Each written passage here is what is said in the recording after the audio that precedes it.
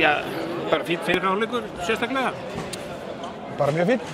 og þú veist, ég fekk það sem ég vildi, einbeitt lið sem gaf tóninn strax og það sem verið gegnum gangi í þurrulli, kannski erfiðasta fæðingin var kannski fyrsti leikurinn en svona varnarlega hefur við verið bara flottir alla þessa undankeppni og voru það svo líka í janúar. Það er eitthvað kannski sem maður er óánægður með, það var náttúrulega færanýtingin og hún var ekki nægilega góð báðum hálfleikjunum og mér fannst það hæglega geta verið meiri yfir í hálfleik og þú veist, það er kannski svona eina sem truflar mig og líka bara því að þú veist, þetta hefur orðið okkur á falli, færanýting og eitthvað sem við þurfum bara að laga. Talan ekki þegar kemur á móti eins og í janúar, þá getum við ekki leyft okkur þetta og við höfum talað þetta og það vita það allir og þetta þarf bara að vera betra. En það eru mjög jákvæð teikn í þessu, varnarleikurinn er mjög fínn og gaman að sjá Ími og Einar ná vel saman hérna í seinni hálfleik. Já, við erum bara, ég myndi halda að við erum konum með okkur komfort í okkar varnarleik og okkur líður þokkalega þar og það hefur verið svona undanfarið. Þetta er ekki eitthvað bara sem er að gerast allt í einu og það er fínt. Við erum að fá töluvert af hraðablöpum og í dag og líka eins og í Bosníu. Það sem við erum að spila er að ganga upp sóknarlega og kannski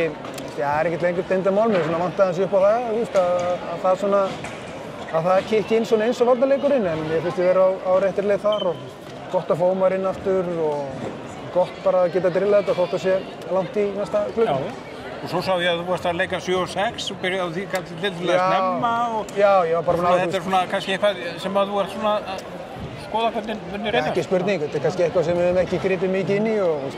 en þurfum kannski að hafa einhverja variant af og mér fannst þetta bara tilval í það. Ég var búinn að ákveða fyrir hennar glugga að gera þetta í þessum leik meira þess að þess að við höfum 2 æfingar fyrir það og ákveða að leggja þetta aðeins inn og kíkjum aðeins á það og sjáum svona hvort þetta sé eitthvað fyrir okkur og hvort við getum svo byggt ofan á það því að ég held að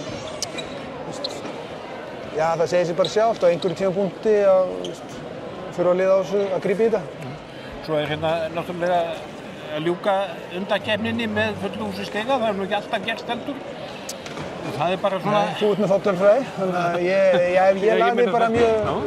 stæði bara strax upp að bara lagði bara áherslu á þetta og það var þetta umtal þetta útileikjardót og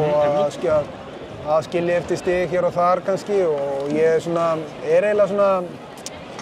kannski hvað ánægðastu með einbeitinguna í strákunum í öllum þessu gluggum. Ég bara skynjaði það mjög sterkt að það er ekkert kjaftæði, menn það bara mætti leiks og þetta er alveg kunst, þetta er bara ein æfing og menn að koma saman, þannig að við höfum gert það, strákarnir bara mjög fagmannlega og allir leikirnir hafa verið byrjaðir af krafti og maður er alltaf fundið að við erum til staðar og bara mest ánægð kannski með það hjá liðinu. 5-6 mánuðir þangað til mæti komið saman næst? Það er langur tími. Það er bara, það er eins og það er, en það er líka fyrir hinn liðin, hinna landsliðsþjálfarana en þú veist, við finnum okkur eitthvað að gera, það er stutt í dráttinn og þá kemur ykkur fiðringur og þá veistu við hverju áttu að fara að spila og ef við þekkjum mér rétt þá verður byrjað að stelast í að kíkja á það og unglingalandsliðið í sumar, þannig það er nóg að gera.